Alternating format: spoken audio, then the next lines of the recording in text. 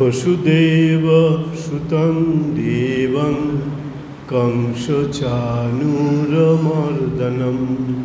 देवकी परमानन्दं कृष्णं वन्दे जगद्गुरुम्।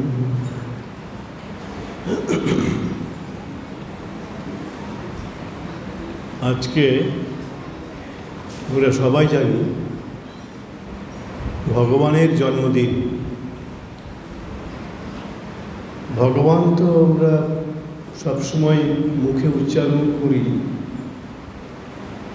অবতার পুরুষদের আমরা সকলকেই ভগবান বলে আখ্যাত করি, কিন্তু যখন আমরা শুধু ভগবান বলবো তখন শুধু একজনকেই বোঝায়, তিনি হচ্ছেন ভগবান শ্রীকৃষ্ণ। তিনি আজকের তিথিতে 5252 বছর আগে পৃথিবীতে আবির্ভূত হয়েছিলেন। আজ থেকে 130-40 বছর আগে পর্যন্ত ভগবান শ্রীকৃষ্ণের জন্ম কখন, কত বছর আগে, এই নিয়ে আমাদের দেশের পণ্ডিতরা, দেশীয় পণ্ডিতরা, তখন তো একটাই দেশ ছিল ভারতবর্ষ, এই ভারতীয় সনাতনী পণ্ডিতরা একরকম বলতেন। আবার বিদেশের যারা পণ্ডিত, আমরা তো আবার বিদেশের পণ্ডিতদের কথাটাকেই সর্বোচ্চ স্থান দিয়ে থাকি, কারণ বিদেশিরা আমাদের কাছ থেকে চলে গেলেও আমাদের মন থেকে বিদেশি দাসত্বের মনোভাব এখনো যায়নি, ও যাবেও না কোনোদিন। শ্রীরামকৃষ্ণের কাছে একদিন এক অর্বাচীন বালক এসে বলে যে গীতা একটি অত্যন্ত সুন্দর গ্রন্থ। শ্রীরামকৃষ্ণের একটা মোক্ষম ব্যঙ্গোক্তি, ও কোনো সাহেব বলেছে বুঝি, সাহেব না বললে তো গীতা একটা সুন্দর গ্রন্থ হতে হবে না। এই যে আমাদের দাসসুলভ মনোবৃত্তি, আমরা স্বাধীন হয়েও এখনো গোলামি করে যাচ্ছি, এটা আমাদের রক্তের সঙ্গে মিশে গেছে। তাই বিদেশি পণ্ডিতরা একরকম বলতেন, মানে পাশ্চাত্য দেশের পণ্ডিতরা, আর দেশীয় পণ্ডিতরা, মানে তখনকার দিনে ভারতীয় পণ্ডিতরা আর একরকম বলতেন। মোটামুটি এই পণ্ডিতদের যে কৃষ্ণের আবির্ভাব কত বছর আগে, এই নিয়ে একটা বিরাট মতদ্বৈধ ছিল। অনেকেই কৃষ্ণকে 8000-10,000 বছর আগে লোক বলে বলতেন, কিন্তু আজ থেকে 140 বছর আগে একজন ভারতীয় বলিষ্ঠ ভাষায় বলেছিলেন কৃষ্ণ আজ থেকে 5000 বছর আগে আবির্ভূত হয়েছিলেন। আপনাদের মনের মধ্যে নিশ্চয়ই এই জিজ্ঞাসা জাগছে, কে তিনি যিনি বললেন তখন থেকে 5000 বছর আগে কৃষ্ণের জন্ম হয়েছিল? কে তিনি? তিনি হচ্ছেন স্বামী বিবেকানন্দ। তিনি কোন হিসাবে বলেছিলেন সেটা বলেননি, কিন্তু বলেছিলেন আজ থেকে 5000 বছর আগে কৃষ্ণের জন্ম হয়েছিল। এখনকার পণ্ডিতরা এদেশের ওদেশের তারা একটি সিদ্ধান্তে এসেছে। একটু আগে বললাম তারা বলছেন, তাদের সর্বসম্মত এটা সিদ্ধান্ত যে আজ থেকে 5252 বছর আগে ভগবান কৃষ্ণের আবির্ভাব হয়েছিল। এখন তো এরা অঙ্ক টঙ্ক কষে কত ক্যালকুলেশন করে কম্পিউটার ব্যবহার করে এইসব বলছে। স্বামী বিবেকানন্দ তো এইসব কিছু করেননি। তার আর্ষ প্রজ্ঞায়, তিনি তো ঋষি ছিলেন, তার প্রজ্ঞা, তার দৃষ্টি হচ্ছে আর্ষ দৃষ্টি। ঋষি শব্দের বিশেষণ হচ্ছে আর্ষ। আর্ষ মানে ঋষিদের, তার যে আর্ষ প্রজ্ঞা, ঋষির যে প্রজ্ঞা এবং ঋষির যে দৃষ্টি, সেই দৃষ্টিতে তার উপরে দাঁড়িয়ে তিনি সিদ্ধান্ত দিয়েছিলেন যে 5000 বছর আগে ভগবান শ্রীকৃষ্ণের আবির্ভাব। আজকের বিজ্ঞান মনস্কতা, আজকের বিজ্ঞান দৃষ্টি তার সেই কথাকে পূর্ণ সমর্থন জানাচ্ছে। 5252 বছর আগে, আজকের দিন থেকে 5252 বছর আগে ভগবান শ্রীকৃষ্ণের আজকের তিথিতে আবির্ভাব হয়েছিল।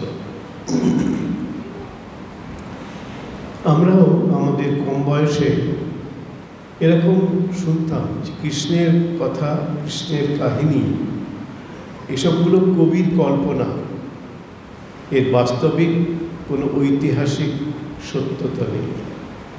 কৃষ্ণ কোনো ঐতিহাসিক ব্যক্তি ছিলেন না,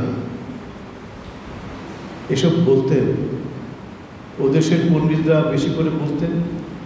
আর দেশীয় পণ্ডিতরা, যারা ওদেশের পণ্ডিতদের কথার প্রতিধ্বনি করেন, তারাও এই কথা বলতেন। কিন্তু স্বামী বিবেকানন্দ বলিষ্ঠ ভাষায়, সত্যের উপরে প্রতিষ্ঠিত তার প্রজ্ঞা, সেখানে দাঁড়িয়ে তিনি বলেছিলেন কৃষ্ণ একজন ঐতিহাসিক ব্যক্তিত্ব। তিনি ইতিহাসের একজন ব্যক্তিত্ব। কৃষ্ণ রক্তবংশের শরীরে এই পৃথিবীতে নিঃশ্বাস নিয়েছিলেন। আজকে পণ্ডিতরা গবেষণা করে বের করেছেন কৃষ্ণ 125 বছর 7 মাস বেঁচে ছিলেন। আমরা একদিন বাঁচবো নাকি? আর বাঁচতে পারবো, হাঁটতে পারবো, কথা বলতে পারবো, কানে শুনতে পারবো, চোখে দেখতে পারবো, কিছুই পারবো? শ্রীকৃষ্ণ যতদিন বেঁচে ছিলেন ততদিন তার প্রতিটি অঙ্গ অত্যন্ত সুস্থ ছিল, সুঠাম ছিল, পারফেক্ট ছিল।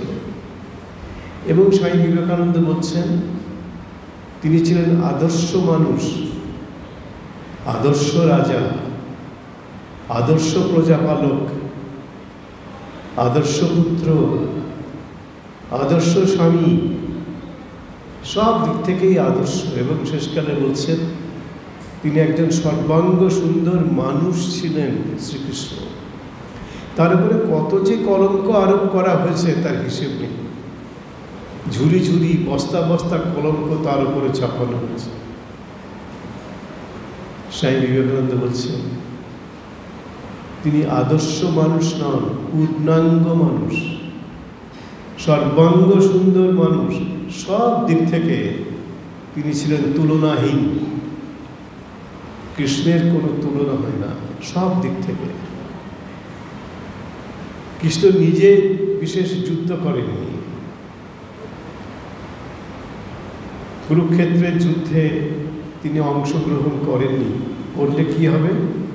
যুদ্ধে অংশগ্রহণ করলে একজনের পক্ষে যুদ্ধ করতে হবে, আর একজনের বিরুদ্ধে, আর এক পক্ষের বিরুদ্ধে যুদ্ধ করতে হবে। সেজন্য তিনি যুদ্ধে অংশগ্রহণ করেননি। তিনি অর্জুনের রথের সারথি হয়েছিলেন। সে এক অসাধারণ ঘটনা আছে। কৃষ্ণ তো তখন সারা ভারতবর্ষে, তখন তো ভারতবর্ষ মানেই পৃথিবী আমাদের চিন্তাধারায়। তখন তো এই বাংলাদেশ, ভারতবর্ষ খণ্ডিত, দ্বিখণ্ডিত, পাকিস্তান ত্রিখণ্ডিত, এসব হয়নি, একটাই দেশ। এই ভারতবর্ষের মধ্যে স্বামী বিবেকানন্দের মতে কৃষ্ণ ছিলেন সর্বাঙ্গ সুন্দর একজন মানুষ সব দিক থেকে শ্রেষ্ঠ, যে কোনো লেভেলে, যে কোনো প্রেক্ষাপট থেকে থেকে বিচার করা হোক, তিনি ছিলেন সর্বশ্রেষ্ঠ। কত কলঙ্ক তার উপরে আরোপ করা হয়েছে। বলা হতো 16,110টি স্ত্রী ছিল ভগবান শ্রীকৃষ্ণ। এই কখনো সম্ভব? কেউ পারবে? ওই যে 125 বছর 7 মাস তিনি বেঁচে ছিলেন, জন্মের পর থেকে যদি তিনি বিয়ে করতে শুরু করতেন, তাহলেও কি 16,100 নারীকে তিনি বিয়ে করতে পারতেন? এটা সম্ভব না। সব কলঙ্ক আরোপ তার উপরে চাপানো হয়েছে। দেখানো যায়, যাকে হিন্দুরা এত শ্রদ্ধা করে, এত ভক্তি করে, ভগবান বলে বিশ্বাস করে, আসলে তিনি একজন চরিত্রহীন। তাহলে আর কে তাকে ভালোবাসবে, কে তাকে ভক্তি করবে? এসব বলা হলো, সবাই এই কথা বললেন, কিন্তু কিছু হলো না। এত বদনাম, এত কলঙ্ক, এত তার সম্পর্কে কলঙ্ক আরোপ করার পরেও তিনি আজও ভগবান। ওই দিনে প্রথমেই আমি বলছিলাম, আজকে ভগবানের জন্মদিন। ভগবানের তো জন্ম হতে পারে, কিন্তু জন্মহীন। কিন্তু আজকে হচ্ছে জন্মহীনের জন্মদিন। জন্মহীনের জন্মদিন, যার জন্ম হয় না, তিনি জন্ম নিয়েছিলেন। আচার্য শঙ্কর, আপনারা জানেন, মহাবেদান্তি, অদ্বৈত বেদান্তের সর্বশ্রেষ্ঠ প্রবক্তা। তিনি তো এই ভগবান জন্মগ্রহণ করেন, মানুষের শরীর ধারণ করেন, সেটা বিশ্বাস করবেন না। অদ্বৈত বেদান্তের প্রবক্তা তিনি গীতার ব্যাখ্যা করতে গিয়ে খুব মুশকিলে পড়ে গেছে, খুব মুশকিল। এখন ভগবান নিজের মুখে বলছেন, গীতার ব্যাখ্যা করছেন শঙ্করাচার্য, কিন্তু তিনি বেদান্তি, তার মতে তো ভগবানের জন্ম হয় না। তিনি বিচার করতে গিয়ে শ্রী ভগবান উবাচ, এখানে তো মুশকিলে পড়ে যাচ্ছে। ভগবান, তাকে মানতে হচ্ছে। তারপর তিনি ব্যাখ্যা দিচ্ছেন তার ভাষ্যে, গীতার ভাষ্যে তিনি বলছেন উপক্রমণিকায় যে আসলে তার জন্ম হয়নি। তাহলে যে ভগবান কুরুক্ষেত্রের যুদ্ধে অর্জুনের সারথি হচ্ছে, বলছে ওটা আমরা মনে করছি, আসলে ভগবান জন্মাননি, কিছুই হননি, তিনি সারথি হননি, কিছুই হননি, এসব আমাদের কল্পনা। তাই বলছেন জাত ইব, একটা কথা দিলেন, ইব মানে যেন তিনি জাত হলেন, যেন তিনি জন্মগ্রহণ করলেন। যেন কি কুরুক্ষেত্রের যুদ্ধে অংশগ্রহণ করলেন, এবং তার জন্যই তো কুরুক্ষেত্রের যুদ্ধটা পাণ্ডবদের পক্ষে জয়লাভ করা সম্ভব হলো, সবাই আমরা জানি এখন। কিন্তু ভগবান শঙ্করাচার্য খুব মুশকিলে পড়ে গেছে, কিন্তু স্বীকারও করতে পারছে না, অস্বীকারও করতে পারছে না। সেজন্য তিনি একটি গ্যারাকল করে দিলেন, জাত ইব, যেন জাত হলেন। আর যেন বলে কোনো কথা হয়? কেউ একটা জন্মেছেন স্ত্রী, বা যেন কেন হবেন? জন্মেছেন, স্বীকার করুন। এই জন্যে স্বামী বিবেকানন্দ শঙ্করাচার্যের খুব ভক্ত ছিলেন, পরম ভক্ত, এবং অনেকেই তাকে বলেন দ্বিতীয় শঙ্করাচার্য। তিনি বলছেন শঙ্করাচার্যের অনেক প্রতিভা, মহাপ্রতিভাধর ব্যক্তি তিনি, অনেক গুণ তার, কিন্তু একটা দুষ্ট পণ্ডিত। শঙ্করাচার্যকে স্বামীজি রেগে গিয়ে, তার খুব ভক্ত তিনি, যে ওই যে জাত ইগো টিগো এইসব কথা বলছেন দুষ্ট পণ্ডিত, বলছে শুকনো পণ্ডিত। এভাবে তিনি তার রাগ প্রকাশ করেছিলেন। তো ভগবান শ্রীকৃষ্ণ এই যে যুদ্ধ টুদ্ধ কত কি আমরা শুনি, একে মেরেছেন, তাকে মেরেছেন। হ্যাঁ, জরাসন্ধের সঙ্গে যখন যুদ্ধ হলো, জরাসন্ধ 18 বার মথুরা আক্রমণ করেছিলেন। প্রবল পরাক্রান্ত নরপতি, মগধের রাজা জরাসন্ধ 18 বার তিনি মথুরা আক্রমণ করেছেন কৃষ্ণের জন্য। কারণ মথুরার রাজা কংস ছিলেন রাজা জরাসন্ধের জামাই। তার 2 কন্যা অস্তি আর প্রাপ্তি, তাদের সঙ্গে কংসের বিবাহ হয়েছিল।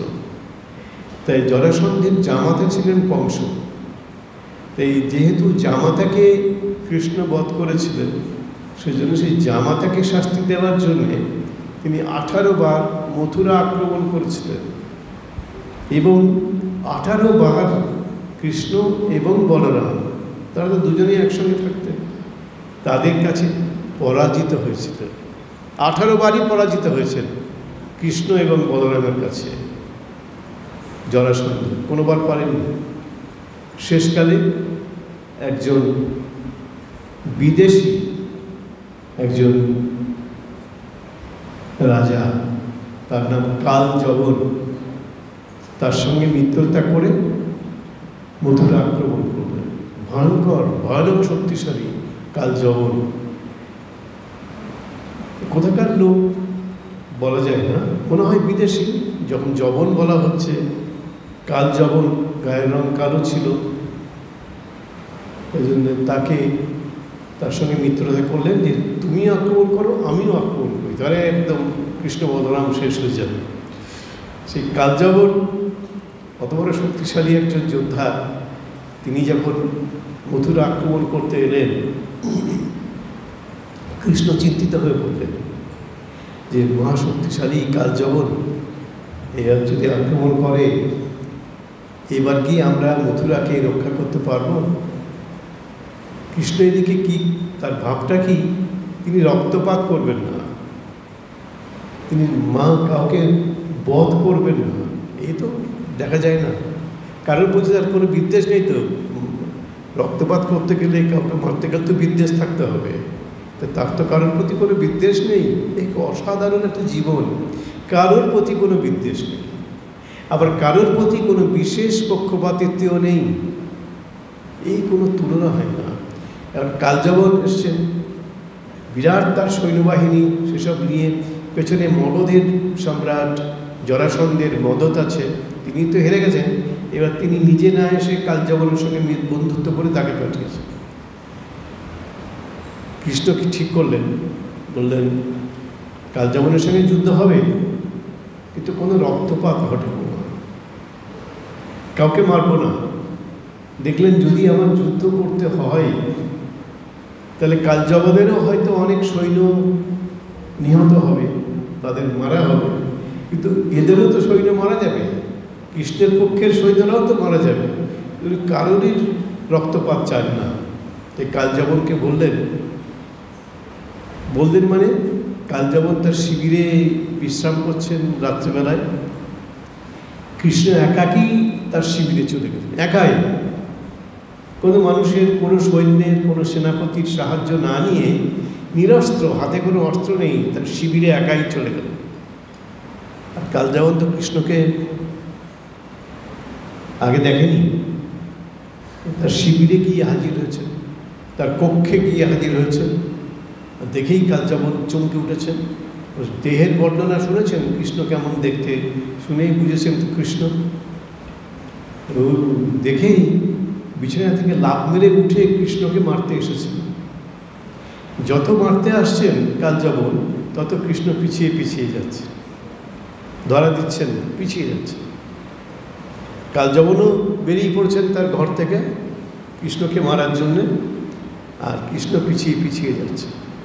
বলে কৃষ্ণ তো সব জায়গাতে কৃষ্ণ চেনা, মথুরার সব জায়গা তো কৃষ্ণর একদম নখদর্পণে সব চেনা, এ তো কিছুই চেনে না, তো বাইরে থেকে এসে হুজ্জুতি করতে এসেছে, তো কৃষ্ণ পিছিয়ে যাচ্ছে, আর কালযবন তার দিকে ধাপ হচ্ছে মারবেন বলে। এবার করতে করতে করতে করতে এমন একটা জায়গায় কৃষ্ণ তাকে নিয়ে গেলেন যে তারপরে আর যাওয়া যায় না, তারপরে আর এগোনো যায় না। সেখানে নিয়ে গিয়ে কৃষ্ণ দাঁড়িয়ে গেলেন, নিয়ে গিয়ে কোথায় যে তিনি হারিয়ে গেলেন কালযবন আর খুঁজে পাচ্ছেন না, কারণ আছেন ওখানেই, কিন্তু তাকে খুঁজে পাচ্ছেন না, চিনতে পারছেন না, কারণ সমস্ত জায়গাটা কৃষ্ণের চেনা, নখদর্পণে, ও তো কিছুই চেনে না, বাইরে থেকে এসে উজ্জ্বতি করতে এসেছে। এবার কোথায় কৃষ্ণ, কোথায় কৃষ্ণ, কোথায় পালালো? ও দেখছেন একটা জায়গাতে একটা লোক ঘরে কাপড় টাপড় চাপা দিয়ে শুয়ে আছে। উনি ভাবলেন একটু অন্ধকার, আধো অন্ধকার ঘর। কালযবন ভাবলেন এই যে শুয়ে আছে একজন লোক কাপড় টাপড় চাপা দিয়ে এই কৃষ্ণ হবে। বলে ডাকলেন, এই ওর ভীতু কোথাকার কাপুরুষ, এখানে লুকিয়েছিস ভয় পেয়ে, ওর মানে চিৎকাচ্ছে। সে তো ওঠে না, সে তো ওরকমই আছে। তখন তার শরীরটা দেখে অন্ধকার ঘর, শরীরটা আন্দাজ করে লাথি মারলেন। হয়তো কৃষ্ণকেই লাথি মারছে, শুয়ে আছে, নড়ছেও না চলছেও না। তখন লাথি টাথি মারার পরে দেখছে কিছুতেই কিছু হচ্ছে না, ওই লোকটাও কিছু করছে না, কোনো প্রতিবাদও করছে না, লাথি খেয়ে যাচ্ছে। তারপরে তিনি প্রচণ্ডভাবে ওই যে লোকটা যে বিছানার তলায় বা চাদরের তলায় লুকিয়ে আছে বলে তার ধারণা, তাকে আঘাত করলেন। সে আঘাতে যে ওখানে শুয়েছিল তার চোখটা খুলে গেল। তিনি চোখ মেললেন, চোখ মেলা মাত্রই তার চোখ থেকে যেন অগ্নিবর্ষণ হলো এবং সেই আগুনে কালযবন ভস্ম। এমন আগুন বেরোলো চোখ মুখ থেকে যে কালযবন নিজেই পুড়ে ছাই হয়ে গেল। দেখুন, রক্তপাত করলেন না, কাউকে গায়ে হাত দিলেন না, কিন্তু তার প্রতিপক্ষকে একদম ধ্বংস করে দেওয়া হলো। কৃষ্ণের এটাই ছিল নীতি, অহেতুক কেন রক্তপাত করব, অহেতুক কাউকে কেন আঘাত করব। এই ভগবান শ্রীকৃষ্ণের পক্ষেই সম্ভব। এবং কালযবন শেষ। ওখানে কে ছিলেন যাকে তিনি মারলেন?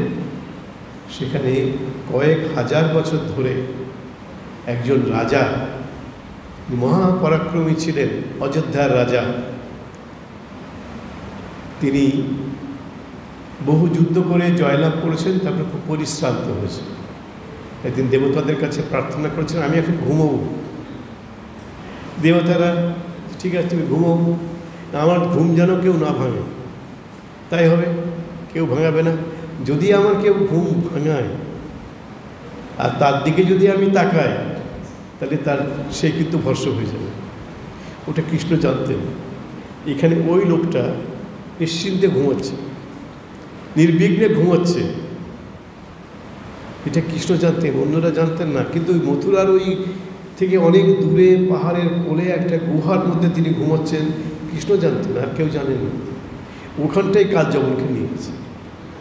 কালযবন নিয়ে গিয়ে ওকে লাথি মেরেছে, আর ওই ধাক্কাধাক্কিতে পদাঘাত খেয়ে চোখ খুলেছে যেই, আর এই চোখ দিয়ে আগুন বেরিয়েছে, কালযবন ওকেই পুড়েছে।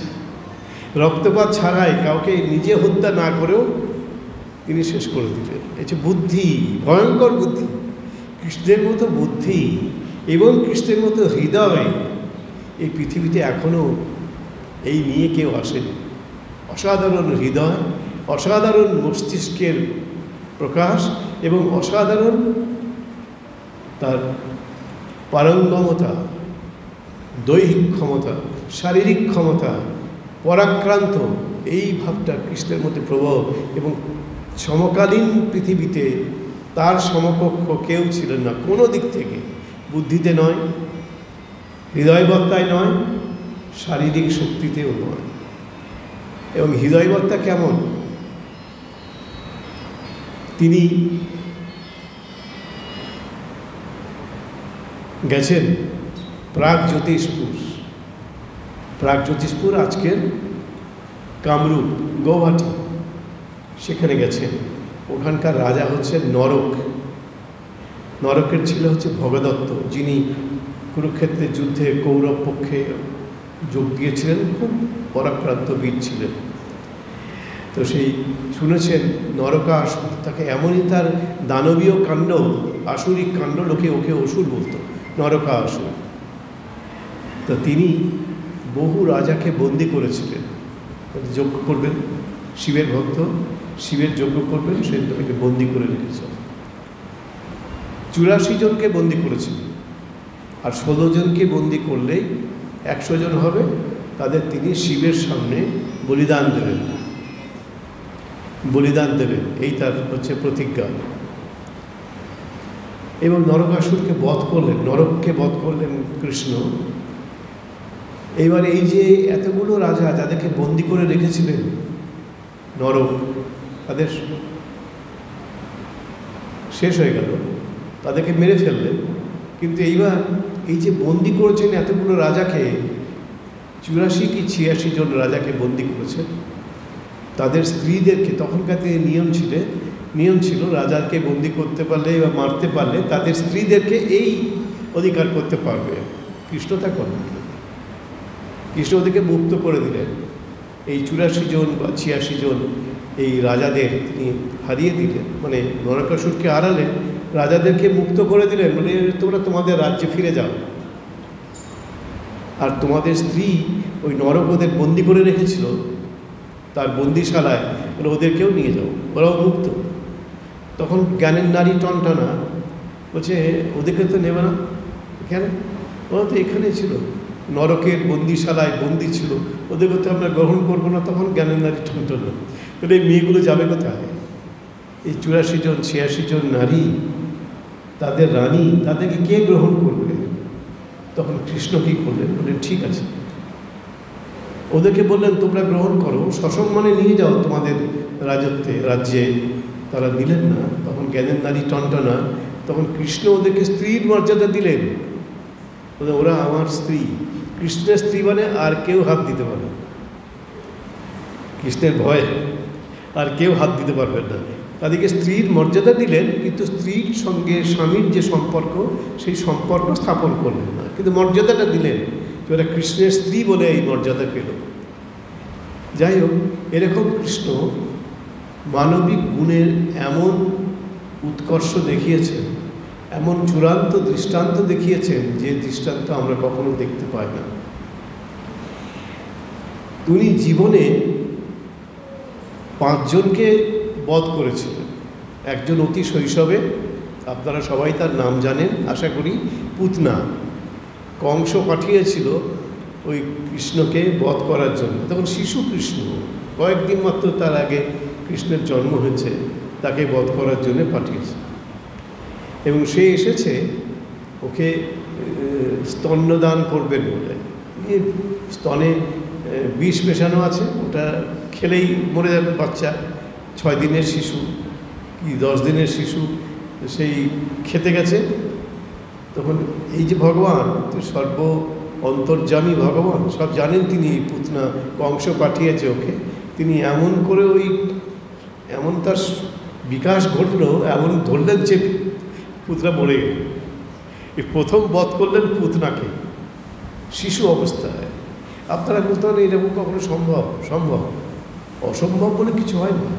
ওই ভগবান যখন জন্মান তখন এইরকম অলৌকিক ক্ষমতা নিয়ে আসেন পুতনাকে বধ করতেন। একজন মারলেন পুতনা, আরেকজন মারলেন শিশুপাল। আপনারা নাম শুনে থাকবেন। শিশুপাল তারই কিন্তু আত্মীয়, তারই পিসির ছেলে, কৃষ্ণের পিসি। কৃষ্ণ বসুদেব, কৃষ্ণের বাবা হচ্ছেন বসুদেব। বসুদেবের 2 বোন, একজন বড় বোন হচ্ছেন কুন্তী, পাণ্ডবদের মাতা, পঞ্চপাণ্ডবের।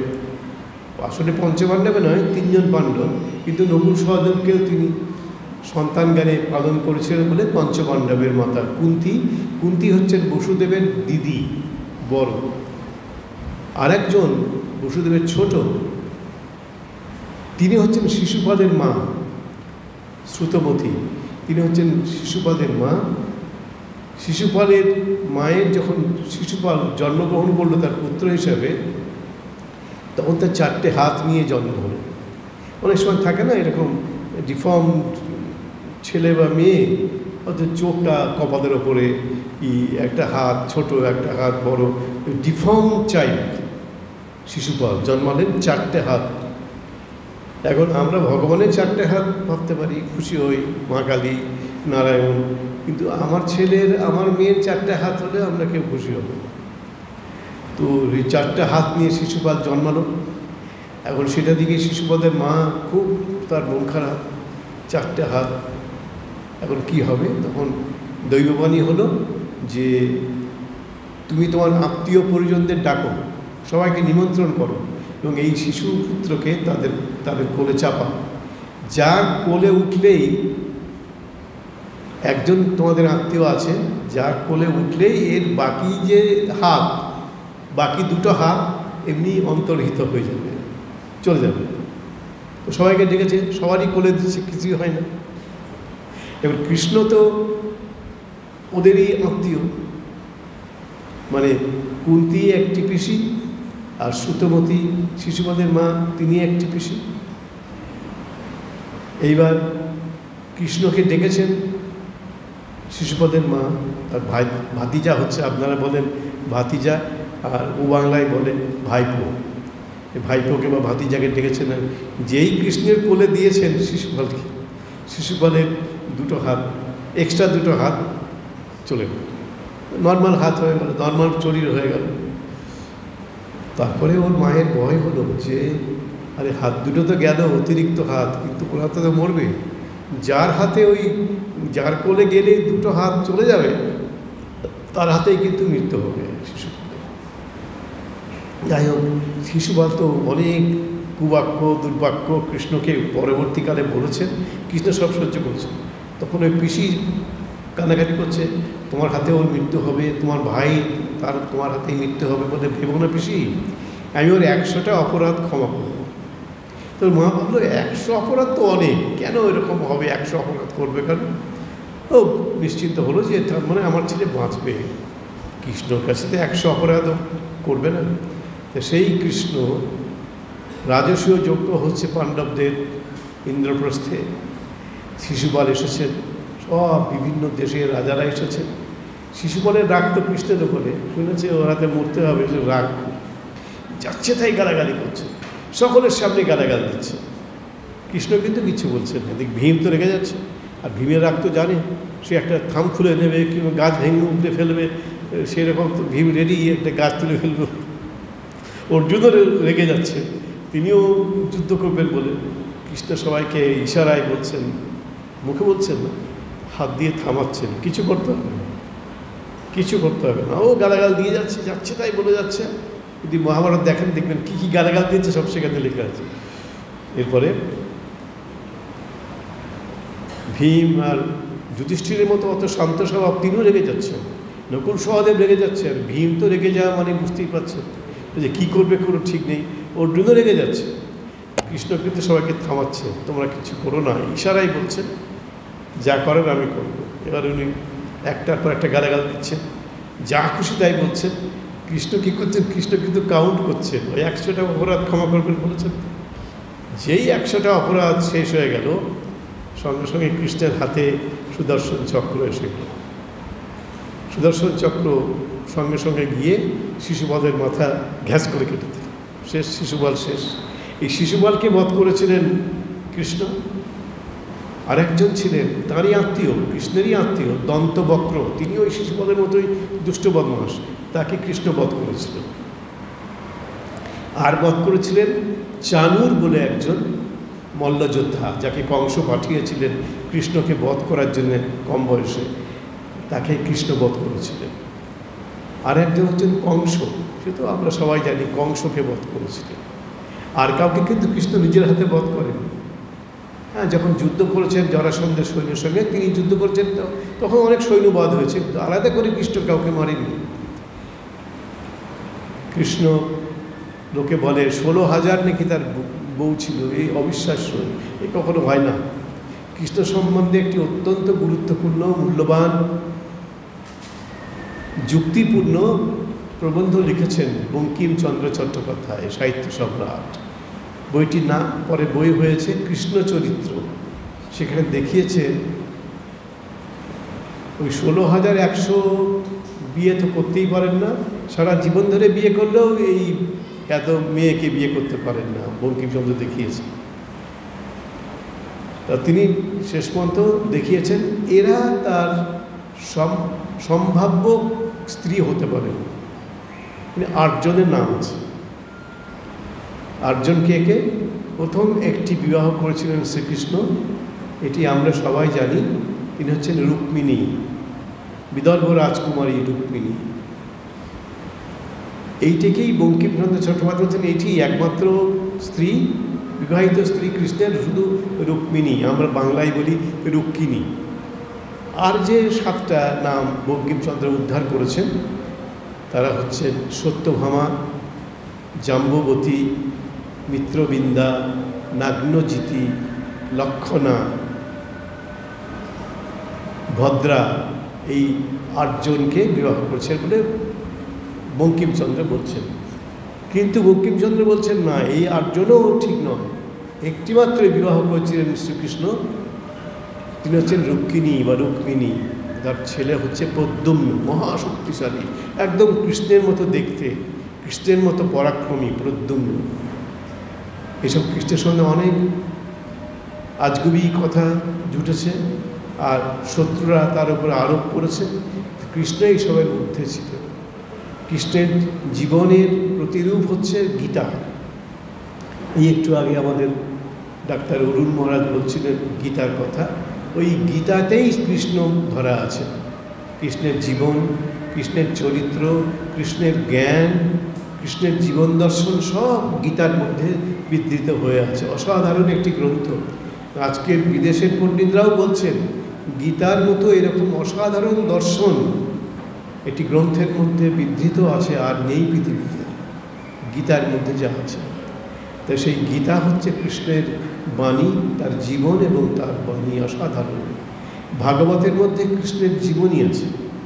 আপনারা ভাগবত আর গীতা শোনেন, দুটোর মধ্যে পার্থক্য হয়তো অনেকেই জানেন না। ভাগবতটা হচ্ছে একটা পুরাণ, কৃষ্ণের জীবনী, আর গীতা হচ্ছে কৃষ্ণের বাণী, কৃষ্ণের কথা, যেটি কুরুক্ষেত্রে যুদ্ধক্ষেত্রে বলেছিল। দুই পক্ষের যোদ্ধারা যুদ্ধ করবেন বলে প্রস্তুত, ওই সময়ে গীতার বাণীটা কৃষ্ণ দিয়েছিলেন। এই নিয়ে অনেক প্রশ্ন তোলেন, যুদ্ধক্ষেত্রে কি এরকম বাণী দেওয়া সম্ভব? হ্যাঁ, সম্ভব। গীতা তার প্রমাণ। শ্রীকৃষ্ণের জীবনে আমরা এরকম দেখি, অসাধারণ মানুষ, মানুষ হিসেবে কোনো তুলনা নেই। তিনি দ্বারকাধীশ, প্রথমে ছিলেন মথুরাধীশ, পরে দ্বারকাধীশ। অসাধারণ যোদ্ধা হিসেবে তার সমকক্ষ সেই কালের পৃথিবীতে কেউ ছিলেন না। কেউ তাকে হারাতে পারেননি কোনো দিন যুদ্ধে, এবং হারাতে পারতেনও না। রাজা হিসেবে তুলনাহীন, প্রজাপালক হিসেবে তুলনাহীন, দার্শনিক হিসেবে তুলনাহীন, সব দিক থেকে, এবং স্বামী হিসেবে তুলনাহীন। রুক্মিণী তাকে খুব শ্রদ্ধা করছেন, যেরকম মানুষ পাওয়া যায় না। ছেলেরা তাকে খুব শ্রদ্ধা করছেন। অসাধারণ জীবন তার। ভগবানের কথা যতই আমরা বলবো ততই আমরা ধন্য হয়ে যাব। তার কথা বলে তো শেষ করা যাবে না। অনন্ত তার কথা, অনন্ত তার জীবনের ঐশ্বর্য আমরা বলে 1 ঘন্টায় বলে শেষ করতে পারবো না। তাই আমরা আজকে তার জন্মদিন, আমি বলেছি তার পূর্ণ জন্মদিন, জন্মতিথি, জন্মহীনের জন্মদিন, এবং গীতার মধ্যে তার আদর্শ বিধৃত হয়ে আছে, তার জীবনটাও পরোক্ষে বিধৃত হয়ে আছে। এবং গীতা এই যুগের সর্বশ্রেষ্ঠ দর্শন গ্রন্থ বলে বিদেশের পণ্ডিতরা এক বাক্যে স্বীকার করেছে। আমরা আর সময় নেব না, সময় হয়ে গেল বোধ না। এখন কৃষ্ণ পূজা হবে, আপনারা কৃষ্ণ পূজা দর্শন করুন, নিজেদের জীবনকে ধন্য করুন। সবাই ভালো থাকুন। আজকে ভগবানের জন্মদিনে আমরা সবারই জন্যে ভগবানের কাছে প্রার্থনা করি, তিনি আমাদের কৃপা বর্ষণ করুন, কৃপা করুন, আমাদের জীবনকে সার্থক করুন, আমাদের জীবনকে ধন্য করুন।